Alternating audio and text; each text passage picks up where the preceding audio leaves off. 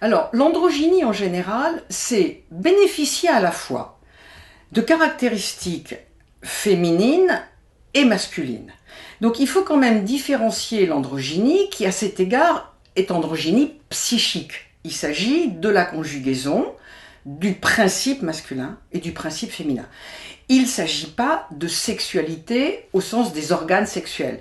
C'est donc différent de l'hermaphrodisme qui, normalement, n'est pas possible chez les humains. C'est-à-dire, qu'est-ce que c'est que d'être hermaphrodite? C'est-à-dire avoir en même temps des organes génitaux féminins et des organes génitaux masculins. Alors, normalement, c'est pas possible. Bon, la nature, j'allais dire presque hélas, fait naître des enfants qui sont doubles sur cette affaire-là. Bon, ça pose des problèmes extrêmement difficiles.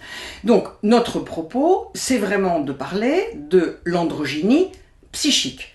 Alors, c'est-à-dire que finalement, ne nous trompons pas, les hommes ne sont pas exclusivement porteurs du principe masculin, les femmes ne sont pas exclusivement porteuses du principe féminin.